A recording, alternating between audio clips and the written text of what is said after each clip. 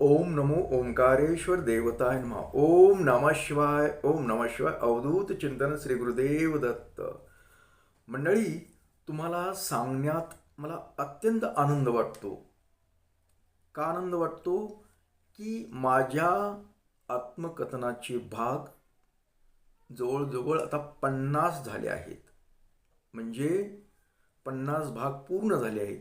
आणि आज 50वा भाग तुम्हाला सांगण्यापूर्वी मी तुम्हाला खूप खूप धन्यवाद देतो.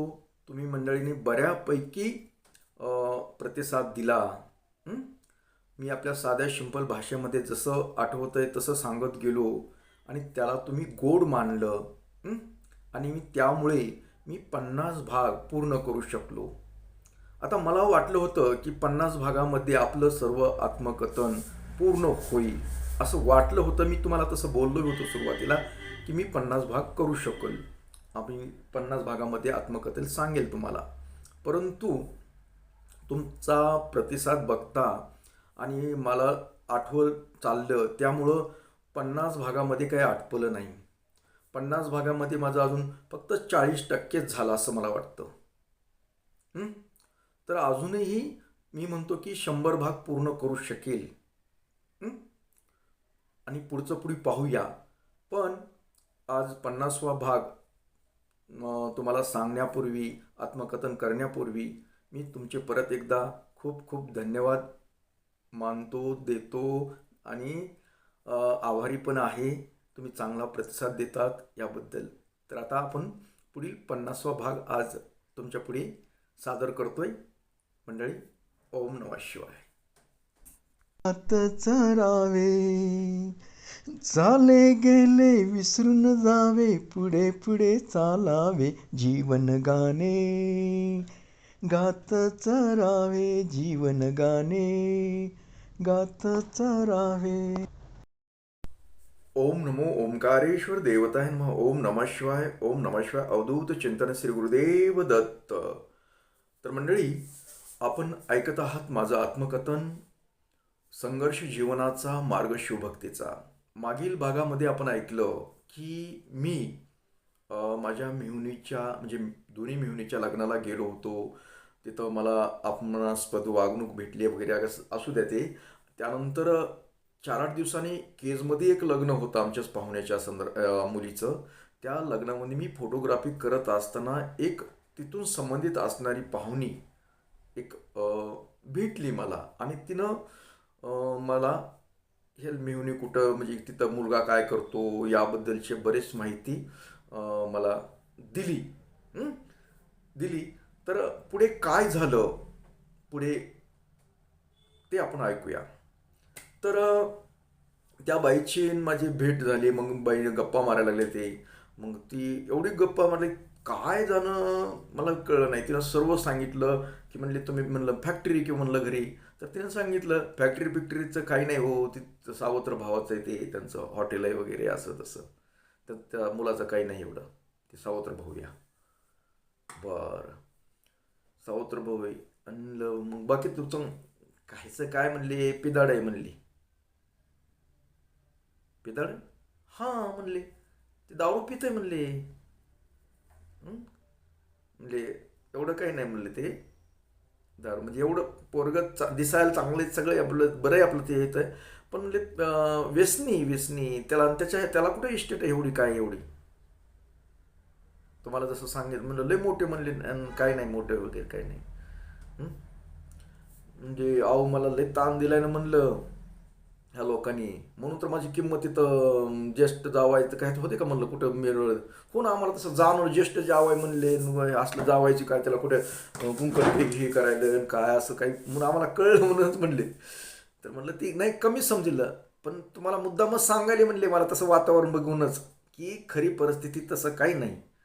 मला ते बाईकून कळलं की वास्तविक खरं काहीच नाही. पण त्या गोष्टीमुळं आमच्या बायकोवर एवढा परिणाम झाला होता की ती चांगले म्हणून माझं चांगलं नाही, मी गरिबीत दिलेले, पोरगा काही करीत नाही काही नाही, ह्याच्यामुळं जे आमच्या घरामध्ये संघर्ष निर्माण झाला होता. आज आमचा चांगला सुखी संसार चाललेला केवळ ह्या गोष्टीमुळं आमच्या दोघांमध्ये विदुष्ट निर्माण झालं होतं. याचं मला दुःख होतं ना. मग मी ही घेतली गोष्ट, आता ही दुसरी गोष्ट पण जाणून घ्यायची म्हटलं. मला ती येळच लागलं. म्हणलं कारण का असं देव माझ्या भलेवर होता. मी जे देवाचं करतो ते काय ही नव्हतं. देव मला बरोबर करतो. कसं असतं, ज्याचा देव पाठीशी ना, ज्याच्या मागं देव पाठीशी ना, तिथं काही अडचण नसतात काही. त्याच्यामुळं काही घाबरायचं नाही काम नसतं, तुम्हाला पण सांगतो. आणि मग मी आता एक दिवशी सुट्टी काढून म्हणलं ही एक शोध घ्यायचा म्हणलं. ही जी आता माझ्या बायकोच्या पाठची जी पोरगी दिली, तिचं तिकडली परिस्थिती बघायची म्हणलं. किती मोठे तर काय एवढं काय याचं विशेष हे पण बघून घ्यायचं म्हटलं. मग ती म्हटलं ती शोध लावायचा. म्हणजे योग कसं असतं, आमच्या पाहुण्यामध्ये पाहुणे कुठून ना कुठून असतात, कुठल्या बी कुणाच्या बी, तुमच्या बी नात लागत कुणी ना कुठं लिंक असतातच. मग ते शोध लावत लावत मी कुठंतरी म्हणजे असं इकडून तिकडून लावत लावत सापडले मला लय जवळून सापडलं. आणि मग चौकशी मी केल्यानंतर कळलं मला पण, हां ते नोकर होता पण एवढा काही स्टँडर्ड नोकर वगैरे काही नव्हता. एका संस्थेमध्ये होतं, म्हणजे हायपाय नोकरी वगैरे काय नव्हतं. नोकर होता पण गावाकडे काही त्यांना जमीन जुमला काही तसलं काही नव्हती. असं काही नव्हतं. म्हणजे ज्या ह्यानं वजनात लय बोलले ना तसं काहीच नव्हतं. चांगलं स्थळ म्हणून मला नावं ठेवले. तर मग ते बी मला एक माहिती भेटली. मला काय ते नाही, चांगलं असलं चांगलं असू द्यायचं होतं. पण मी काय एवढं शोध घ्यायला चालू केलं की ज्या गोष्टीमुळं मला संसारामध्ये त्रास व्हायला, विघ्न आणायले, म्हणजे नवरा बायकोमध्ये भांडण तयार झालं ना, म्हणजे दुमत व्हायला लागलं ना, ते चांगलं भेटलंय ही खराबच आहे, हे चांगलं भेटलंय हे खराबच आहे, या गोष्टीमुळं मला गरज पडायला लागली. मी चौकशा केल्यानंतर ते बी कळलं मला. आणि विशेष म्हणजे तो पण दारू घेतो, दारू वगैरे म्हणजे रॉंग साईडचा कार्यक्रम. सभ्य म्हटलं म्हणजे मी स्वतःच सांगत नाही, मी स्वतःबद्दल बोलत नाही. सभ्य म्हणलं तर कुठलं न व्यसन करणारा पैकी म्हटलं तर मी होतो सगळ्याच गोष्टीत. पण कसं आहे, किंमत कळायला वेळ लागतो. मला कुठलं तर थोडंच व्यसन होतं, कुठलं काहीच नाही. मी देवधर्मातला माणूस आहे, देवदेव मानणारा. मग ह्याच्यामध्ये कुठं हे होते, आणि जे चांगलं चांगलं चांगलं चांगलं म्हणत होते का नाही, मग चांगले कुठं होतं ह्यांचं. हा बी व्यसन करणारापैकी निघाला, ते बी व्यसन करणार. ज्याने ज्या लोकांनी म्हणजे चांगलं म्हणून मला ताण दिलाय, चांगले ती लोक असं तसं, मग कुठं चांगली काय नाही.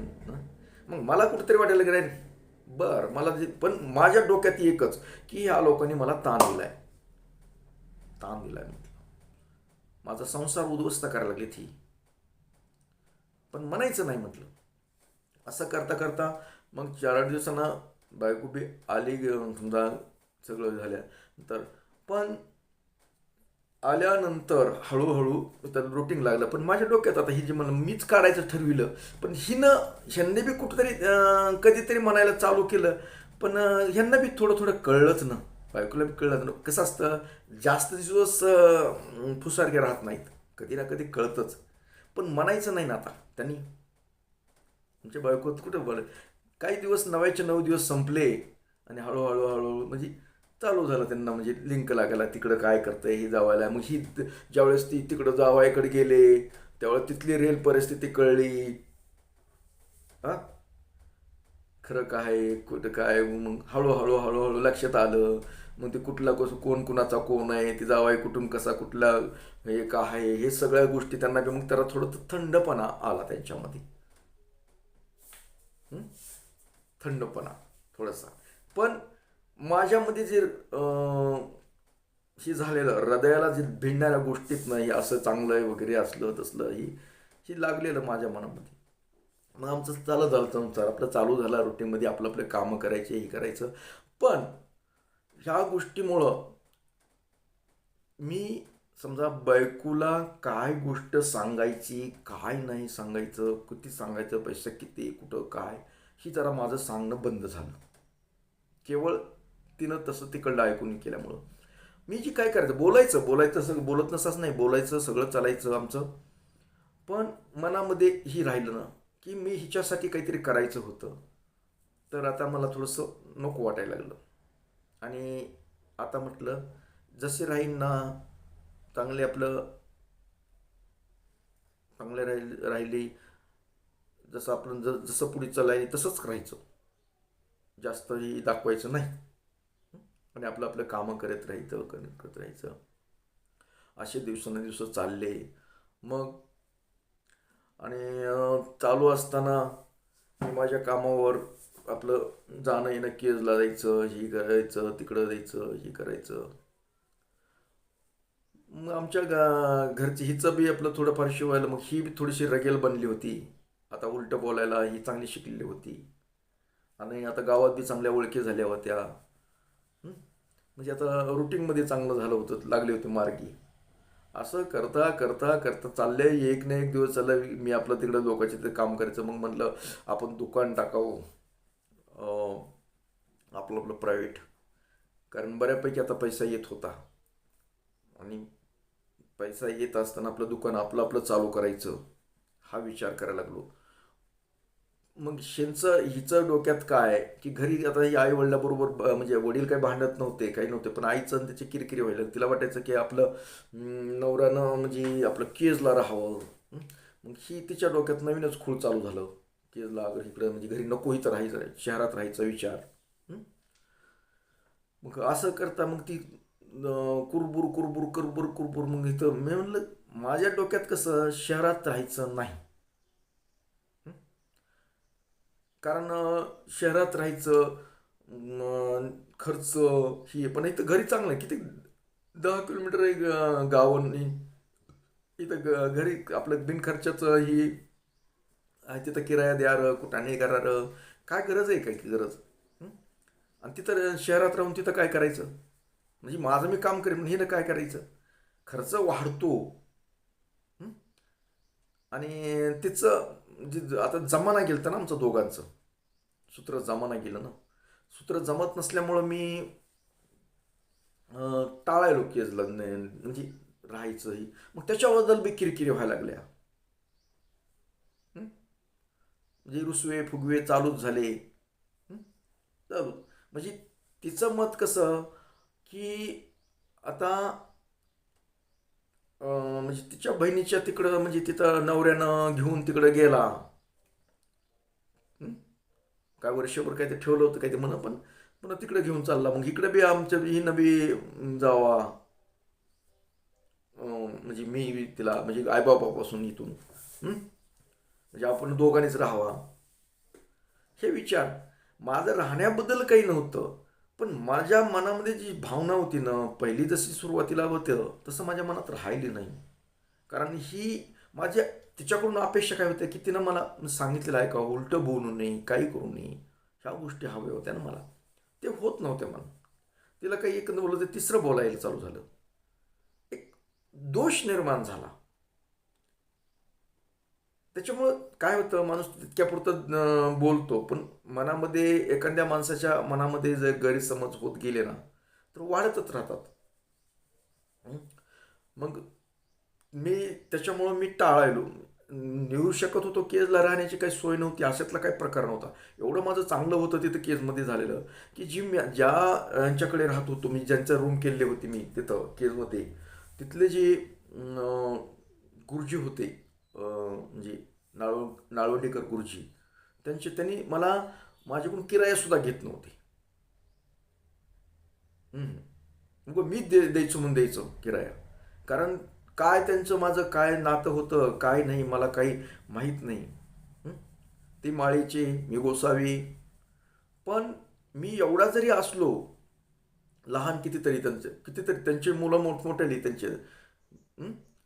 आणि ती माझ्या म्हणजे कुंभेफळला होते त्यावेळेस ती माझ्या भावालाचे गुरुजी होते ते, म्हणजे मोठ्या भावाची. ते रिटायरमेंट वगैरे सगळे झालेले होते त्यावेळेस. पण ती काय होतं की मला ती आवाजावर बोलायची. गुरुजी. गुरुजी आवाजावर बोलायची म्हणजे महाराज म्हणायची मला. ज्यावेळेस मी त्या भाकऱ्याच्यात होतो तिथं काम करायला, तर ती तिथून जाता येता नमस्कार महाराज म्हणायची. मग आणि ते गुरुजींचं असं नावलौकिक होता की सगळे त्यांना आदराने बोलत होते. आदर्श शिक्षक म्हणून ते नावाजलेले होते गुरुजी. गुरुजी काही साधे नव्हते ते. नाळवंडीकर गुरुजी म्हणजे साधे नव्हते. एक संस्थेवरले चांगले ते एक प्रतिष्ठित माणूस होते ते. त्यांचे मुलं चांगले नोकरदार, नातू म्हणजे चांगले शिकायले, सगळे म्हणजे चांगलं आणि मान सन्मानातले होते ते. आणि तो व्यक्ती, तो मनुष्य मला नमस्कार करतो, आवाजावर बोलतो, म्हणजे मला कुठेतरी वाटलं अरे काय असं ना आपल्यामध्ये. लहानच होतो ना मी. मग ती कधी बी चलत जाता जाता ते रस्ताच होता ते तिथून पेठमधून, मंगळवार पेठमधून रस्ता, मग तिथं जाता नमस्कार महाराज म्हणायचे. मग असं करता करता मग एक दिवशी असं चला चहा प्यायला असं नेलं. म्हणले आपल्या चहा वगैरे पण म्हणले तिथं लोक तुम्ही दुकान का टाकत नाही तुमचं. त्याने काढलं.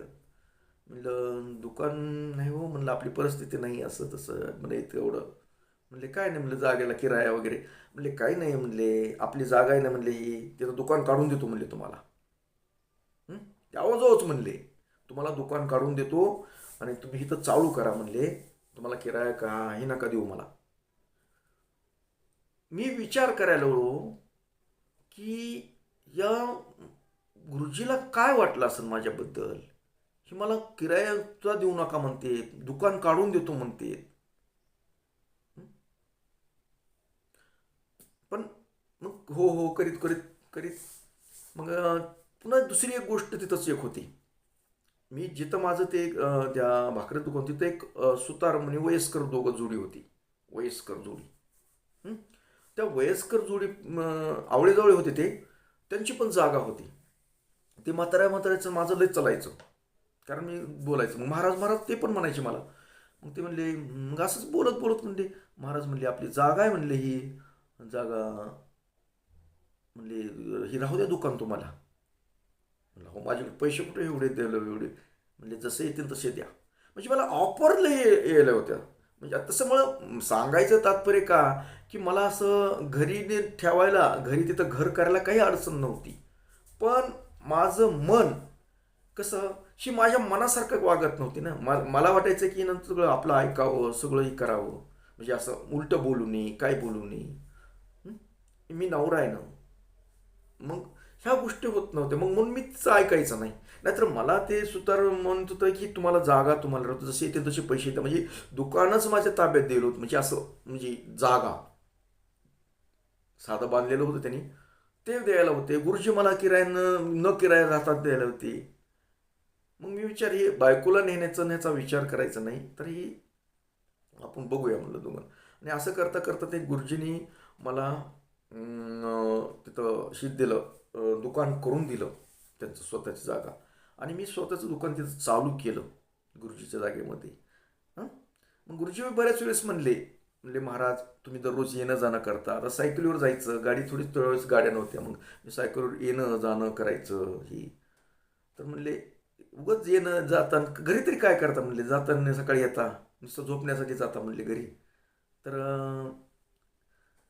इथंच राहणं म्हणले, आपल्या रूम एक म्हणले इथं खोली येतं, काय एक खोली राहू दे तुम्हाला, का दोघं तर नवरा बायकोत म्हणले तुम्ही. उगाच जा जा आणि या आणि काय करतात म्हणले. तर नाही म्हणलं गुरुजी. आता का म्हणलं कशासाठी, त्याचं कारण काय होतं, गुरुजी दिले होते. पण हिचा स्वभावामध्ये जे चेंजेस झालं होतं, बदल झाले होते. काय ही पटकीने बोलायची, प्रतिउत्तर द्यायची, ही मला कुठेतरी खटकायले होते. जर समजा मी इथं गुरुजी मला एवढा चांगलं समजते आणि गुरुजी त्यांच्या घरामध्ये त्यांचा वाडा होता, त्या वाड्यामध्ये आपल्याला रूम दिले त्यांनी, आणि रूममध्ये जर ही केले राहिलो उद्याच्याला हे मला उलटं सुलटं काही बोललेले काय झालं तर म्हणलं ही गुरुजीले काय वाटतं, हे असं वाटायचं मला. म्हणजे ही आपल्या म्हणजे आपल्या मनासारखं राहत नाही. म्हणजे उलटं बोलणं काही हे जे त्याच्यावरती नवीनच चालू झालेलं होतं याच्यामुळे मी टाळायला होतो. पण तिचं खूप इच्छा की केजला जाऊन राहावं म्हणून ती पुन्हा एक दिवशी भांडणं करून अजून घरच्यानं ती गेली तिकडे पुन्हा. मग जसं ती लोक तिकडून आधार द्यायचे आणि न्यायचे तिला की तसं मग आम्हा दोघांमध्ये म्हणजे तिरस्कार निर्माण व्हायला लागला आमच्यात दोघांमध्ये. म्हणजे जी ही आहे ना प्रेम असतं नवरा बायकोचं प्रेमागर ही की ही लोक माहेरची लोकांच्या आधारामुळे हिच्यामध्ये जी बदल होत गेले. आता ही माझं नशीब हा विषय वेगळा आहे. पण तुम्हाला हे का गोष्टी सांगायच्या की ह्या गोष्टीमुळं काय होतं की जर मुलीला मायबापाने जास्त आधार दिला तर मुली शेपारलेवणी करतात, त्यांचा संसार मोडतो. आता मी मोडू दिला नाही, मी टेकून धरीत होतो, ही विषय वेगळा आहे. पण असे सारखंच खालीवरी खालीवरी खालीवरी हा प्रकार होत होता. जायची निघून आपली तिला चार म्हणजे तिला आता म्हणजे इथं तिच्या मनामध्ये मी कसं तरी बाहेर काढायचं, या घरातून मला बाहेर काढायचा विचार. आणि त्याच्यामुळे आमच्यामध्ये दुरावा जास्त निर्माण होत चालला. मग दुरावा असायला की मग माझे विचार अजून व्हायला लागले की अरे आपण सांसारिक जीवन आपल्यासाठी नाही आहे, आपण बळच घोड्यावर बसायला लागलो, आपण हे सगळं त्यागलं पाहिजे.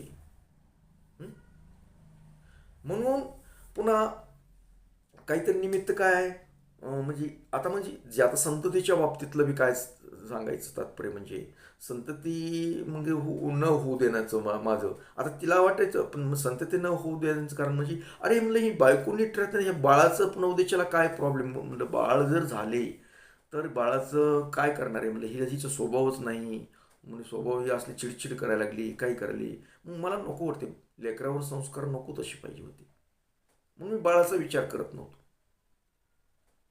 मग ही त्यांना वेगळंच वाटलं की घरच्या लोकांना बी वाटलं की हिला बाळ नाही म्हणून ही चिडचिड करायला लागली असं. पण माझ्या डोक्यात हा वेगळाच विचार होता, कारण बाळ नको आत्ता तरी, कारण ही जोपर्यंत चांगली हिची सुधारणा होत नाही तोपर्यंत बाळ नको आहे आपल्याला.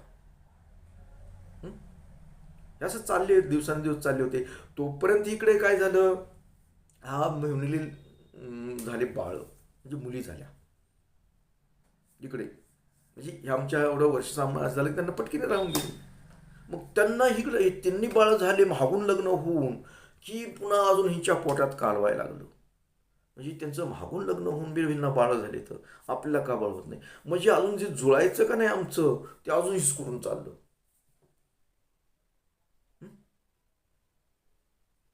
म्हणजे परत म्हणजे बहिणीचंच किती चांगलं झालं.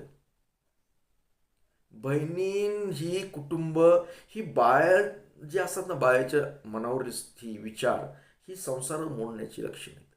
मग बाळ झाले की हिला बी आनंद आलंय आपल्याच नाही. म्हणजे पुन्हा अजून अजून त्या सासरकडल्या मंडळाला घ्यायला पहिला बाळ नाही, मग ती नवरा हा नवऱ्याचं ह्यांचं काही जमत नाही.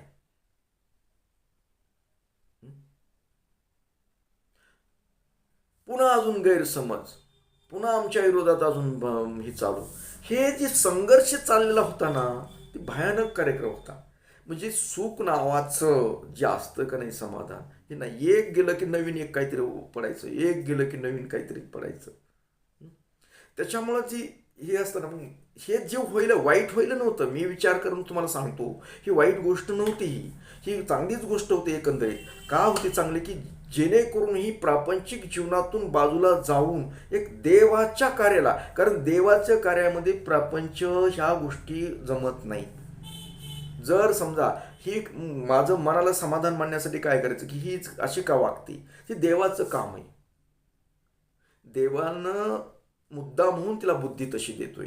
का देतोय की हा जर हिनं चांगलं राहिलं ह्याच्याबरोबर चांगलं तर ही तिच्यात नादी लागल, हिच्या प्रेमामध्ये गुंतून जाईल. आणि प्रेमात गुंतल्यानंतर ह्याचं देवदेव करायचं ह्याला नको वाटेल, देवाच्या ह्याच्यात येणार नाही. म्हणून कदाचित देव मुद्दा म्हणून तिला बुद्धी देत असेल तसं, असा पण कधी कधी विचार यायचा की बायकोचं ह्याचं जर ही बायको जर ह्याला लयच गोड बोलून प्रेमानं जर राहायला लागली तर ही इकडं देवाचं ह्याचं जे देवाचं जे सामाजिक देवाचं जे कार्य करायचं ह्याला काय पुढे ते होणार नाही याच्यानं. हा एक विचारायचा की अरे याच्या मग देवाचं पण असू शकतं. कारण मी ज्यावेळेस माझी पत्रिका बघत असं त्यावेळेस त्याच्यात मध्ये होतं, पत्रिकेमध्ये लिहिलंय हा शुभभक्त असेल, हा धार्मिक वृत्तीचा शुभभक्त. मग पुन्हा अजून समाधान मानायचं. भांडणं झाले की अरे बायकोचं सुख नाही, प्रापंचिक सुख नाही, याचा अर्थ देवाचंच काम आहे. देव मुद्दाम होऊन आपल्याला ह्या प्रापंचिक जीवनामध्ये पडू देत नाही. पुन्हा अजून जागेवर यायचं. मग केलं तर हिला अजून काय करू दे, बोंबलं ते करते, जाऊ द्या जसं होईल तसं. म्हणून मी काय व्हायचं, हे गेली तर गेली नंतर काहीच म्हणायचं नाही, आणायचं नाही, काहीच नाही. मी कधीच ज्यावेळेस रुसून कुसून गेली ना, मी कधीच आणायला गेलो नाही, तुम्हाला खरं सांगतो. रुसून गेल्यानंतर असं कधी माझं ते सासरवाडीशी अथवा त्यांच्या ह्याच्याशी काही जमत नव्हतं. मी कधी त्यांच्यात मुक्कामाला त्यांनी माझा कधी हे केलं नाही, पाहुणचार असं लईच आलाय जावई म्हणून कधी अगर त्यांना लाडू आपल्याविषयी प्रेमच नव्हतं. मी जातच नव्हतो तिकडं. मी शक्यतो गेलो तरी सकाळी गेलं लगेच घेऊन यायचो मी. जरी संपून राग गेलेलं कधीच, जेव्हा राग केली, अगर काही घरात भांडण करून गेली तर मी कधीच आणायला गेलो जात नव्हतो. कारण मला काही तसं काहीच वाटत नव्हतं. म्हणजे माझं मन इतकं हे झालं होतं की जे होतंय ते चांगल्यासाठीच होतंय. मी तुम्हाला पण सांगत असतो, जो व्हा तो अच्छा व्हा, जो होगा वही भी अच्छा होगा. ज्याच्या जिना असं करायला बरोबर आहे, ही देवाचंच काहीतरी याच्या मागे उद्देश आहे असं म्हणत चालायचं मी समाधान. कारण शी असं केलं मी आपलं, मग मला इतकी सवय अगोदरच मला ते हाताने करून खायची होती, चाललं आपलं हाताने करून खायला. त्या गेलेल्याचं दुःख नाही, आलेल्याचं सुख नाही. म्हणजे आली म्हणून लय आनंद वाटायचा आणि गेली म्हणून लय दुःख, असं काहीच नाही. म्हणजे ही जी वृत्ती चालली, एक धार्मिक ह्याचा विचार केला तर त्यांना जो लोकांनी तिकडल्या लोकांनी वाटायचं, अरे म्हणलं हिचं नवरं म्हणले आली तरी 8-8 दिवस 15 महिने राहते तरी हे कसं येत नाही, विचार येत नाही, काही नाही, अगर ये म्हणत नाही, काय नाही, लयच तुझा नवरा ही म्हणली असं तोच. पुन्हा अजून हिच्यात तिरस्कार व्हायचा. मग तिला वाटायचं की नवऱ्यानं यावं, न्यावं, असं करावं, तसं करावं. पण मी, कारण ही देवाचं कार्य आहे म्हणायचं. देव मुद्दाम होऊन बुद्धी देतोय, मला तिच्यापासून दूर करतोय.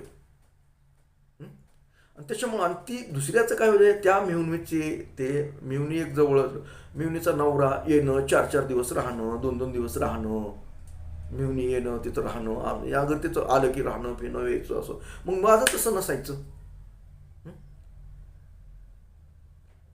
कारण त्या लोकांची आपल्याबद्दल किंमत खूप नाही. आता ती राहणं ही त्यांचं वेगळं होतं, त्यांचं ते राहायचे त्यांचं. आता जोपर्यंत त्यांना म्हणजे नोकरदार म्हणून त्यांची असं इज्जत काही करीत असतील, काही असेल, आपली कोणी इज्जतीच काय. आणि ते मला त्याचं इज्जतीचं वाटतच नव्हतं, कारण आपल्याला ती माणसं कळत होता. मी माणसाला ओळखतो, हे तुम्हाला माहिती आहे पहिल्यापासूनच. त्या माणसाच्या डोक्यामध्ये काय चाललंय, आपल्याविषयी किती प्रेम आहे, हे सगळं कळायचं ना. आपल्याबद्दल किती त्या समोरच्या माणसामध्ये प्रेम आहे, काय आहे, हे कळलं असल्यामुळे काय जायचंय, आपली तिची किंमतच नाही तिथं, जायचं का. माणसानं जर आपली किंमत केली, काय केलं तर जाऊ वाटेल ना. कधी बी तिथं जातीचा नात्याचा काही संबंध नसतो. तुम्हाला माझ्याबद्दल काही वाटतं, तुम्हाला जर वाटेल तर मला तुमच्याकडे येऊ, अगर तुम्हाला माझ्याकडे येऊ वाटेल. ही किंमत त्याच्यामध्ये एक भावना, ही एक भावना आहे, आपल्या पोरीचा नवरा आहे, अगर काहीतरी आपण त्याला थोडंसं काहीतरी भावना चांगली असं ठेवावं, असं जर वाटलं तर मला तिकडं आकर्षण निर्माण होईल. आणि जे होतं ते चांगल्यासाठी होतं म्हटलं. ही माझ्याकडे ऑटोमॅटिक शिकत गेलो. म्हणून जास्त सांगायचं तुम्हाला का, मी म्हणतो ना संघर्ष जीवनाचा मार्ग शिवभक्तीचा, ही गोष्ट का बोलतो तुम्हाला सांगतो का, की जाणून बुजून माझं ही संघर्ष जीवनामधून मला शिवभक्ती करण्याचं जास्त अजून पुढे हे येड लागलं. कारण मला वाटायला की मला एक सुखाचा मार्ग सापडला. हा म्हणजे सांसारिक जीवनामध्ये सुख नाही भेटत, तर सुख समाधान कुठं भेटायला, मला सुख समाधान भेटायला माझ्या ह्या भक्तीमध्ये, एक देवाच्या कार्यामध्ये.